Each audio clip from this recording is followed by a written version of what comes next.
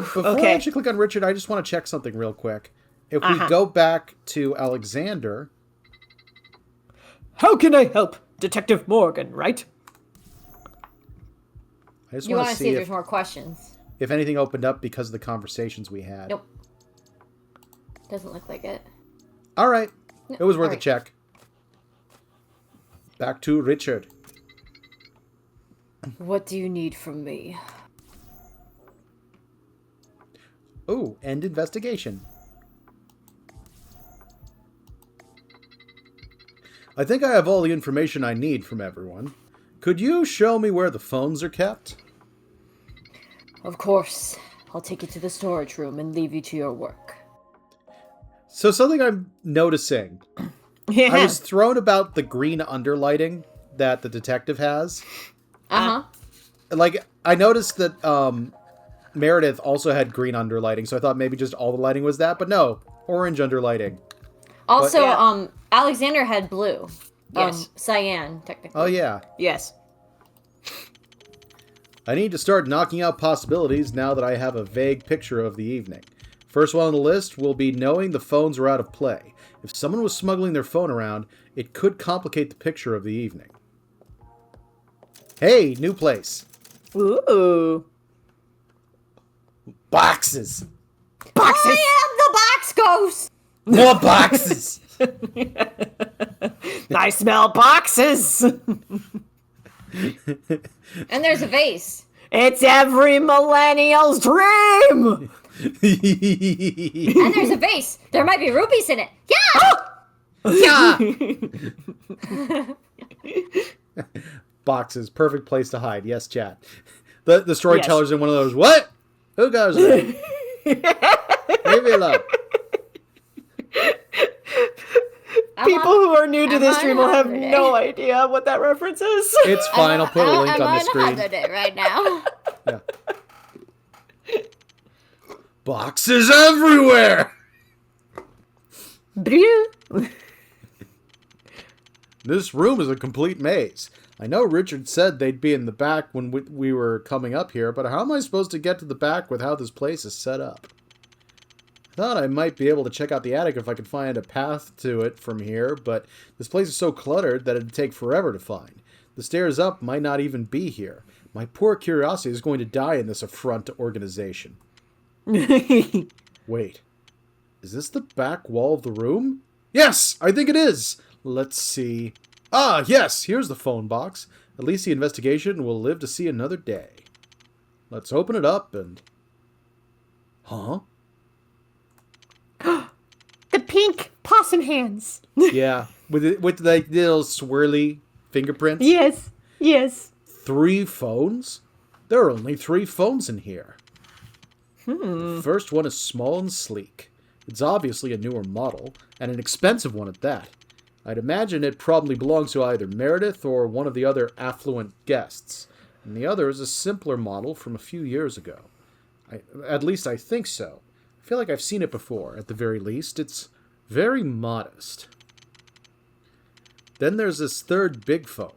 It looks to be some sort of landline, but it's been disconnected and tossed in this box haphazardly. Strange. You think they would have put this in here as a gag. Can't imagine this was actually someone's phone. It's the back of the Garfield phone. Oh.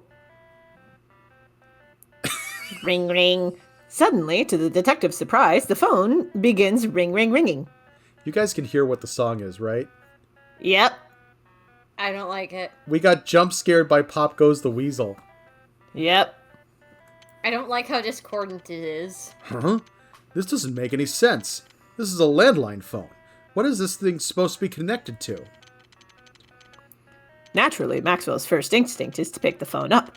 Call it a detective's curiosity. The phone shouldn't have been able to ring, so he wanted to see what the trick was. But as soon as he picks it up... Before we continue... Yes? Sorry, sir, hold that thought. Does anybody else see their reflection in the mirror on the floor? Oh! Oh, it looks like somebody's trapped in the mirror. Kinda does. I want to do this voice. Aw, damn. I thought you might want to. But you already got so many. I mean, okay, Chloe, what were you thinking? Oh, I was gonna go, Please stay on the line and do not turn around while we transfer your call. That's better than what I would have done. Go for it. oh Cool. shit, alright. This call may be monitored for quality assurance. The phone chimes with a robotic yet cheery tune. His mortal mind may not quite comprehend it, but he's opened up a door, and he won't so easily close. But before the detective can think of dropping the phone, its cord springs to life and wraps around his arm. It slips around his sleeve, spirals around his forearm, and digs into Maxwell's arm as if it were a needle. It's a stinging sensation at first, but then it becomes white hot, burning away in a flash into a cold wave of numbness. It's as if his arm is frozen, disconnected. Shit! I gotta get this thing off me! I was so obviously paranormal, and I was dumb enough to fall face first into it. It's practically fused to my arm now. This isn't Maxwell Morgan's first rodeo. As a detective, he's dealt with the odd vengeful ghost here and there. Oh yeah, like you do. The world is filled with many such supernatural creatures right under everyone's nose. That's kind of awesome. That, like, this game goes from typical mystery to, oh yeah, ghosts are real. Yeah, by the way, ghosts are real. Like, of course ghosts are real. What are you talking about? This isn't even a question. Yeah. Why are you questioning, bro? I love it. I love this. I love this so much. Okay, Yes. Let's go. Let's keep going. Let's keep going. Let's keep going. It's not uncommon to go your whole life without encountering the paranormal, but to those cursed with the truth, they find themselves being pulled back into brushes against it again and again. I've got to call someone. Let's just see if... You've got to be kidding me. What do you mean there's no signal in here? I've got to get out of here. I have to... Maxwell stops. I need to leave, but there's something behind me. I can't bring myself to turn around, much less move. I know there's no draft in here, but there's a cold breeze brushing up the back of my neck. My hands are clamming up, as if my whole body would rather shut down than move. But yet, something is prodding at me. In the back of my mind, I can feel it tugging at me. It's daring me to try, to really test and see if I can't move. Maybe it'll be easy to move, but what then? There's something I shouldn't see. It could... Maxwell can't continue this thought. He doesn't want to consciously finish the thought. To him, thinking it's a possibility is tantamount to making it real. It would be a consequence that's on the table. After all, mortals are frail. He knows not to toy with forces he does not yet understand. It's the quickest way to a grave. And yet this was the same dipshit that picked up a phone. Congratulations. You, Maxwell Michael Morgan, are our 100th customer. We will now connect you to our first available representative. Wow, 2 customers in one night. I must be the luckiest demon on the face of the earth. The cord squeezes around Maxwell's arm. His muscles twitch and his fingers wriggle in seemingly random directions. The point where the cord dug into his body squelches, but the detective can't even feel the pain he'd expect from it. It's as if his arm is not his own. He can't put the phone down. A demon. This is the worst possible explanation I could get for what happened here tonight. If some unnatural monstrosity is at the root of this, then it'll be impossible to prove this case in court, much less get everyone left through the night, now that it's attached to my arm. I need to find a way to deal with this thing, and do it quickly. Who are you? And what do you mean by customer? Who am I? Who is anyone? My true name is unintelligible to mortals, to the point that you'd probably bleed from your ears, pass out, and puke oysters if I tried telling you. There's the For it oysters. is a month that does not end in ah.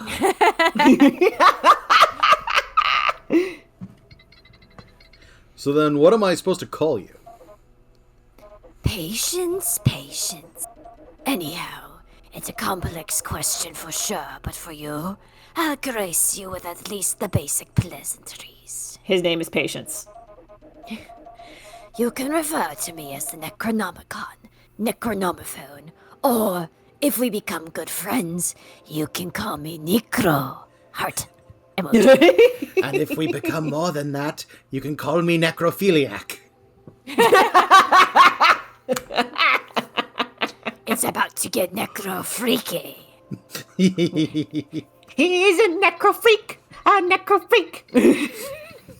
Okay, Necronomicon. What do you mean by customer, and who was the last customer you had tonight?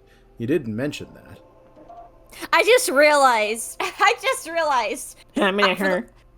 He's holding the phone. There's an evil eyeball in the receiver. Yes. Oh, I've been trying to figure out what all that was, but because of the text box, it's blocking his arm. It makes a lot more sense. Yeah. Simple. You are a customer.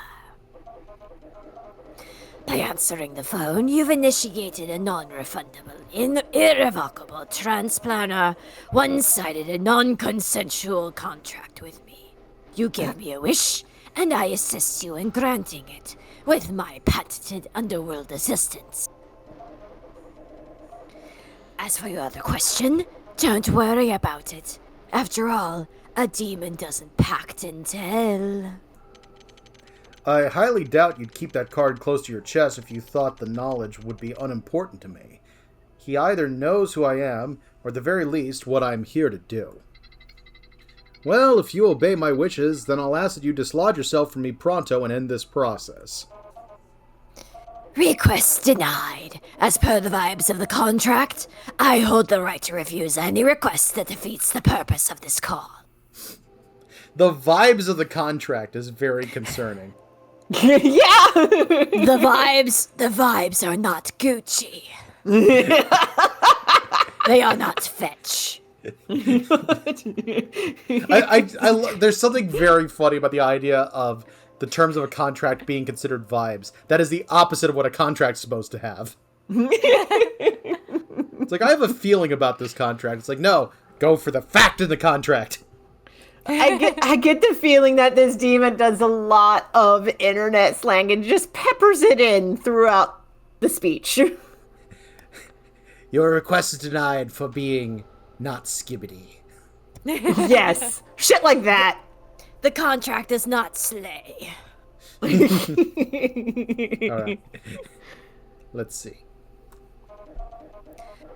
After all, you're making a deal with a demon.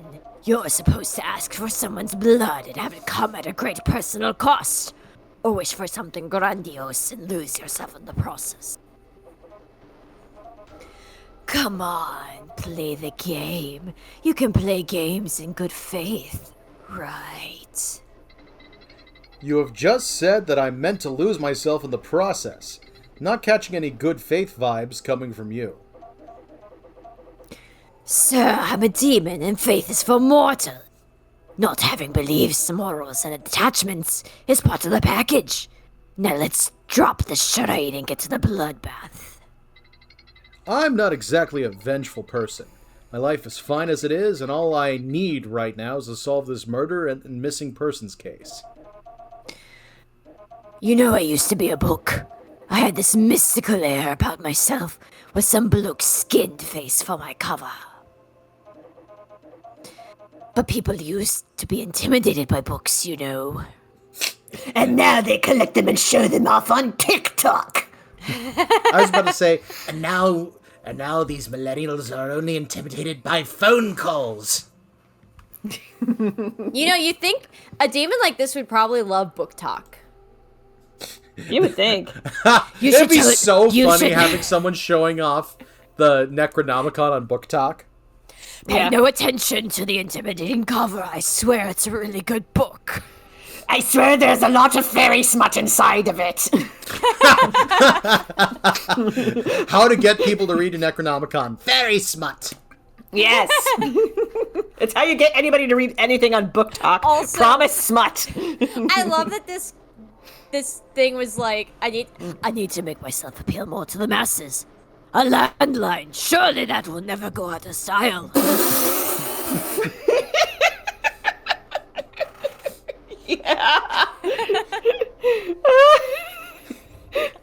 Let's move on to the next line.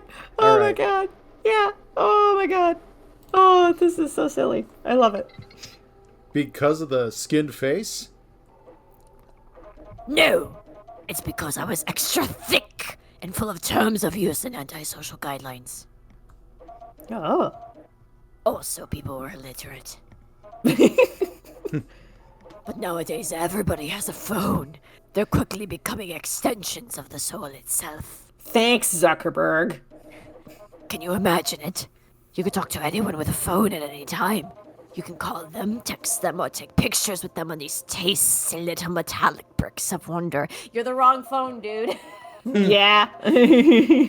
People don't need phone. Or people didn't need phone. But once they had them in their lives, they became impossible to remove. Look, what I'm trying to tell ya is that necessity is relative. You don't feel like making a wish now, but everyone can change.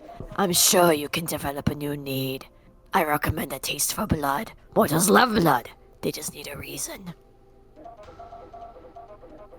Love, money, hate, desperation, envy, or maybe a special combination? I could go on, and I have all night too. I'm not the one who dies if he hangs up anyhow. I just thought of something perverted, and I'm not gonna say. The mortals love blood. Sometimes they do, yes, but not for the reasons that you think. Also, I'm not the one who'll die if he hangs up anyhow. Seems kind of important.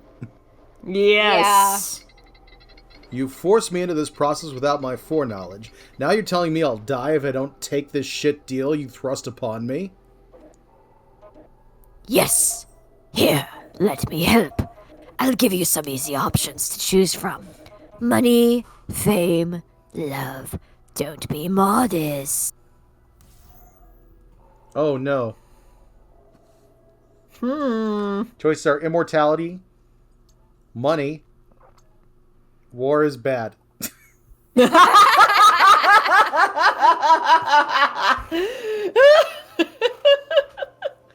Interesting. Okay. I almost Wait a want to minute. choose. Yes. What? What about love? I know. The phone said immortality, money, and love. He got that. Well, and- Love is not an option. Is Well, that because... end all wars is technically love. That's true. It's love and peace. This world is made of love and peace. Went ahead and saved. Seemed like a good idea.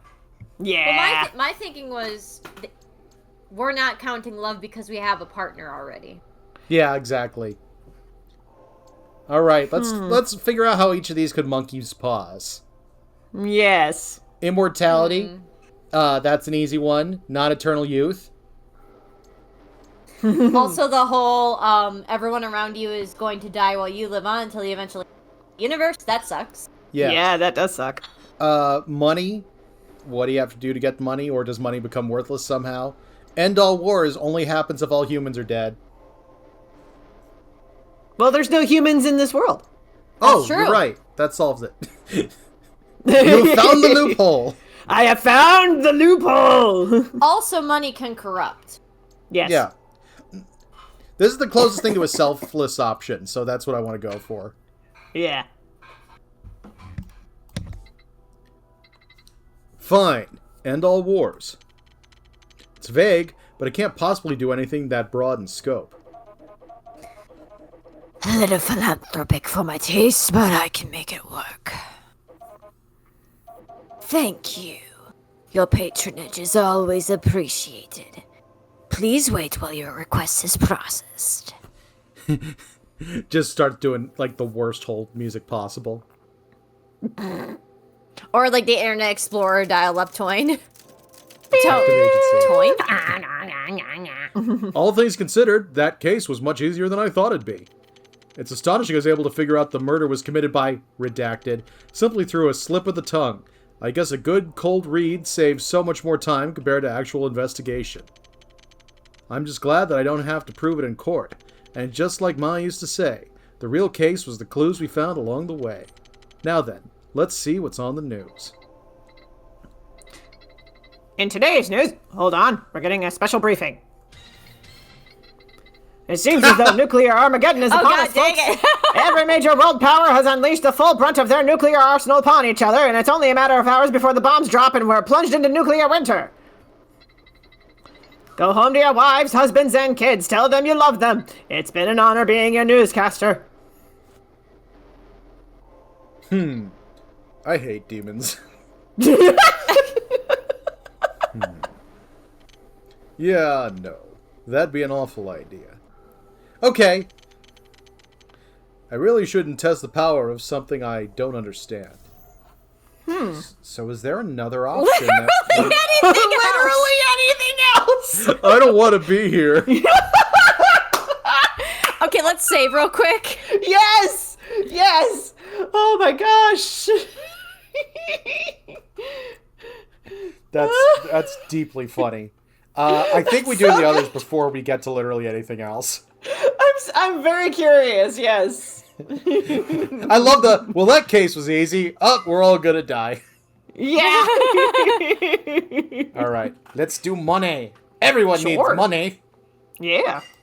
We've got to have more money. Fine. Money give me... such... Fine. Sorry. Give me infinite money so I'll never have to work again. Happy? Maybe if I ask for something impossible for him, he'll just give up. He can't be that powerful. Were you not just paying attention to the last ending? Of course I am. Your wish is my command.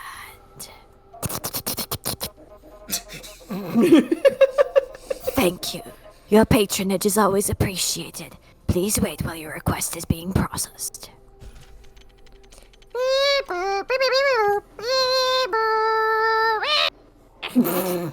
Poof! There's a puff of smoke and suddenly Maxwell is standing over stacks upon stacks of cold, hard cash. What on earth? Is this money real? Is this money real? That's what you're thinking, right? Well, why don't you look more closely? It's Monopoly money. With great suspicion, Maxwell slowly bends down and picks up a bundle of cash. It's solid, it's the right texture, and it even smells fresh out of the printing press. This money may indeed be... The person on the dollar is a cartoon demon. This isn't even real money? Is this supposed to be a joke? Oh, good, it's just a joke. Well, you mortals say you gotta spend money to make money. So I made money that turns everything it touches into gold. Max looks at his hands and sees that his fingertips are solidified. They shine a pure gold that spreads down his hands like syrup. Every inch touched is immortalized in a fixed position. Uh-oh. Oh, oh no. Oh dear, I probably should have excluded people from that. Oh well, you get what you pay for. Oh damn.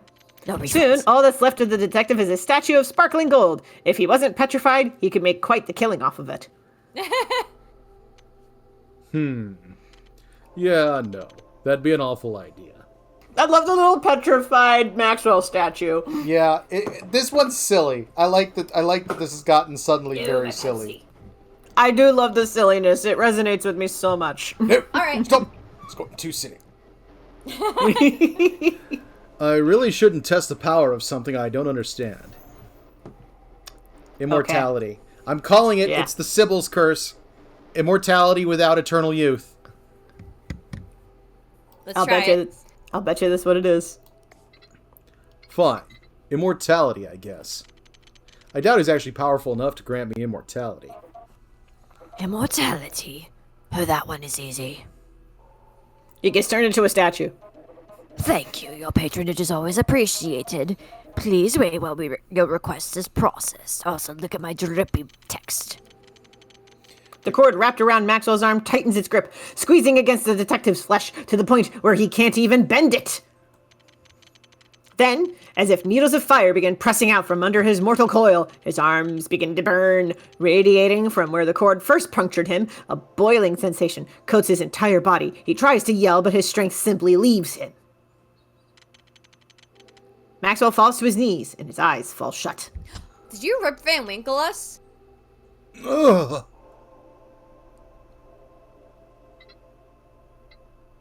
Div. Huh? It Detective! Maxwell jolts awake, sitting up straight as if he has just woken up from the most refreshing nap. The phone is also gone from his arm, as if it had never been there. Thank goodness you're okay. I had thought we had another casualty on our hands. You were cold to the touch, and... What happened? That's strange. Did I pass out and have a weird dream? That's uncharacteristic of me. Was I drugged? I don't feel particularly sore. But my throat's a little dry. Buddy, I feel ya. How long was I out for? A few minutes after I came in, I heard a loud thud and came rushing in. Right. I don't know what caused my blackout at the moment. It could very well be related to the case. I really need something to drink. Right. Allow me to accompany you during your investigation then. Here, I'll help you up. Maxwell accepts Richard's hand, so firm, so warm, and rises up to his feet. Some polite impulse in the back of his mind knows to let go, but something else compels him to linger. The orca's warmth is simply... You can let go now. Right. Is your arm seizing up? You're gripping pretty tight. No, I don't think so. I'm just... thirsty. Oh my god, he turned us into a vampire. Oh, shit. Maxwell's gonna be eyes a- trail down to Richard's arm. His mind slows to a crawl, processing nothing except for his thirst. His throat is a desert in need of an oasis. He needs something, anything to quench this newfound need. Maxwell simply lets gravity take over. Red splatters across the boxes and splashes onto the floor. I love the art in this game. So good. Oh, what the bloody hell? Get it? Blood because of the bite. Anyway, yes. Oh my god. Even with Richard's arm consumed, Max's thirst wasn't quenched. So Richard was consumed. Yeah, no, that'd be an awful idea. Oh, come on! I thought that was the best one. I really shouldn't Pretty test. great. Yeah, I really shouldn't test the power of something I don't understand. Literally anything else. Yes. I don't want to be here. I've thought through your suggestions, my own ideas, and any other loophole I could possibly try, but in the end, I think I know what I need. Oh, something scandalous and bloody, I hope. I need to cover my bases in case he's actually incredibly powerful. If I can limit what he can do, I might just be able to manage him. Now we have a better look at the phone. It looks like an old school cell phone, like one of the early ones from the 80s. It's such a brick. It's simple. Help me solve this case, and let me be specific. Assist me in solving it, but don't do my job for me. I don't care how powerful you are, we're doing this the old-fashioned way. Investigation, interrogation, and deduction. No killing, no irreversible curses. Nothing you do can cause irreparable harm. Okay? You think you're real smart, don't you? Why should I agree to something so limiting? Because I'll add a stipulation. If we can't solve it, you'll be freed from your blocky metal coil to cause mischief on this unsuspecting world. As long as you don't impede the investigation and help me when I ask, this condition will hold. Sounds like a good deal for the both of us, yes? I'm putting a lot of stock on this current case, but with what's probably the murder weapon on hand, it shouldn't be too hard to figure out who had this phone before I did. Let me rephrase what I just said. You are smart. You know what? It's a deal. You will receive my assistance for this investigation. But if you cannot solve the case come sunrise, the contract between us will become null and void, releasing me from my immortal bind. Ooh. Thank you. Your patronage is always appreciated.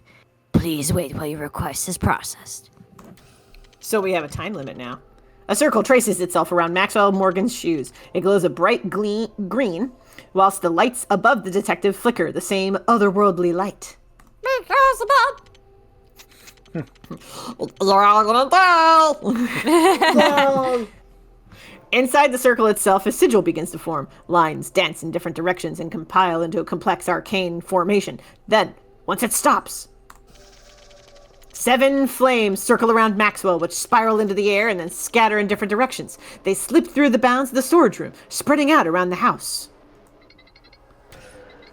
Fancy special effects. What was that exactly? Simple. I summoned the spirits of the people I killed. Oh, Well, the ones I killed under orders.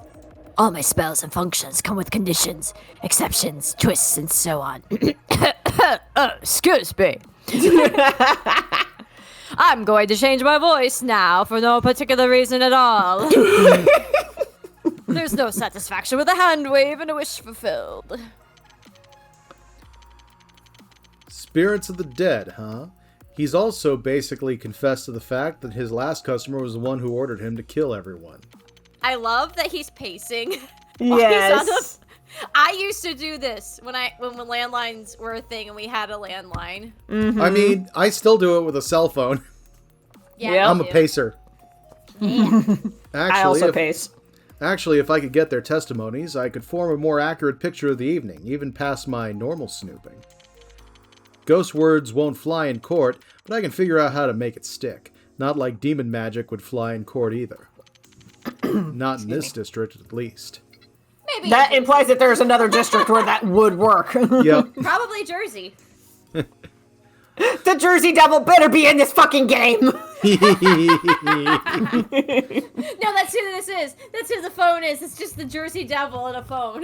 We established it's the Necronomicon. He can be both. Wait. Depending on which version of the Necronomicon. This could be Cthulhu stuff. It could be the Evil Dead. Are we going to get to meet Bruce Campbell? And he's a badger. Yes. Oh my god, yes. I hope so. Okay, Fine. anyway, yes. Thank you. I have to check out the crime scene, so if you could detach from my arm, that'd be appreciated. There's no need. Watch this.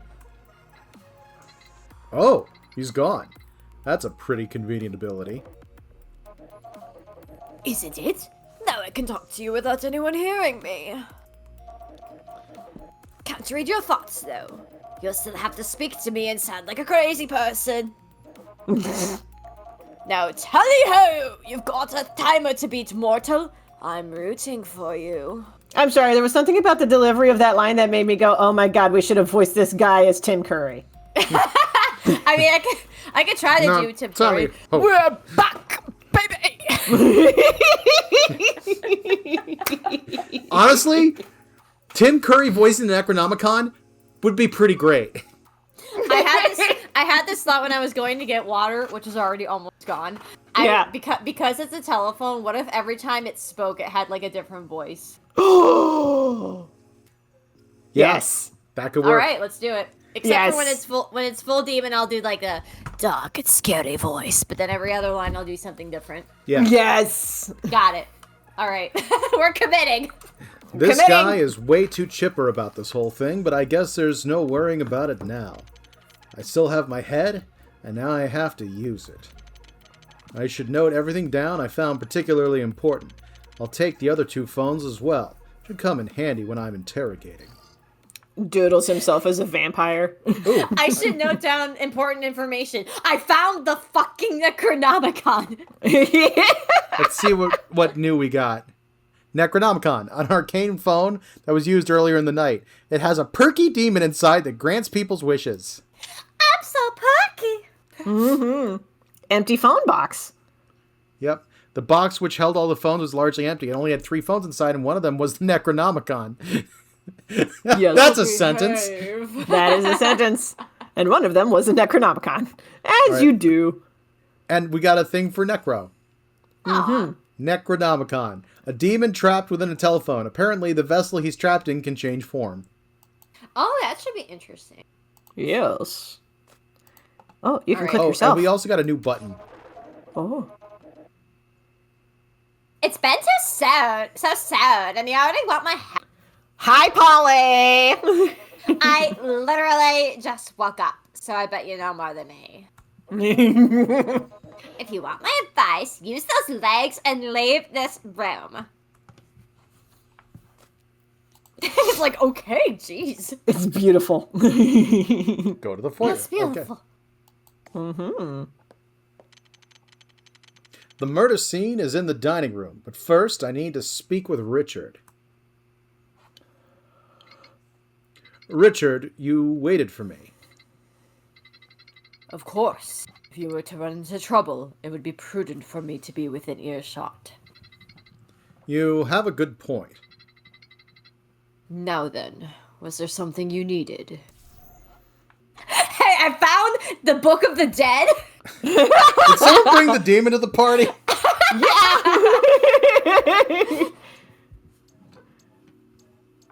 Where are all the phones? Yeah, that's Yeah. what I gotta ask.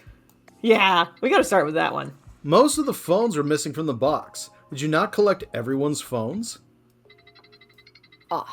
This is quite embarrassing, I have to admit. Every year I confiscate the phones and I try to hide them in a new place. But the guests always seem to find where they're hidden, no matter how creative the hiding spot. It became too difficult to enforce, so we don't even bother anymore unless someone pulls their phone out and... Then whose phones are these? They were the ones still in the box at the time. The higher-end one either belongs to Meredith or one of the guests. I have no clear idea who the second would belong to. I don't think I should show him the Necronomicon. It'd be too much to explain when I'm supposed to be the one asking questions. Besides, he could be the culprit. Interesting. So let me ask you about this Necronomicon. There was an update to the evidence. There was. Broken no phone rule. There we go. Phones were confiscated at the beginning of the party, but nearly everyone in attendance secretly recovered their phone to use it throughout the event. One thing, in theory, we know who that other phone is. Because Alexander gave up his phone and never said he got it back. That's true. So Because if he's he's a telling the good boy. truth, the other phone we don't know about is his. And Meredith had to borrow a phone, so the other one probably is hers. Yeah.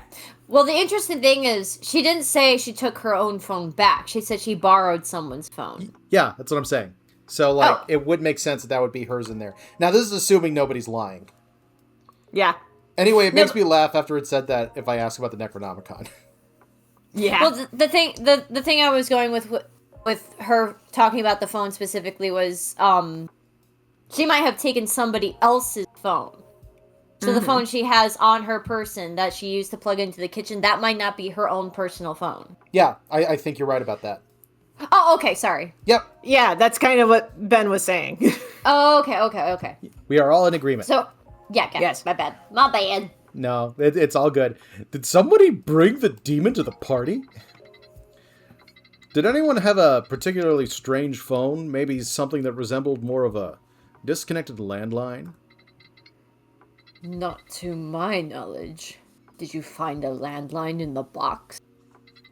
Forget it. It was a strange question and a weird line of reasoning. Understood, but I suggest you keep your intrusive thoughts to a minimum. Don't worry, I can be your intrusive thoughts. Or would they be extrusive thoughts if they came from me? Obtrusive. Extrusive refers to geology. Well, aren't you a fucking know-it-all? Pardon? Sorry, I was just thinking about a rock in my shoe. Interesting way to describe that. Yeah. All right. Interesting way to cover your tracks. When was Felix McCain last seen? Yes. So let's talk about Felix. When was the last time you saw him? If he died, there should be a body somewhere. Aside from my brief scolding of him, I don't remember seeing him for the entire party. At the very least, he didn't enter the foyer after I spoke with Meredith. I had thought he was in the dining room, but apparently not. Then again, he could have moved about during the blackout. I did give him his phone when I talked to him, so he should still be carrying. Ooh, crime scene. Alright. Time to see them bodies. That's enough. It's about time to check out the crime scene. If possible, could you point me in the right direction? Also, I ask that you keep an eye on the other two. Just make sure everyone's together so that no evidence can be disturbed. Of course. The dining room is down the stairs and to the right. Take care not to slip on any of the blood.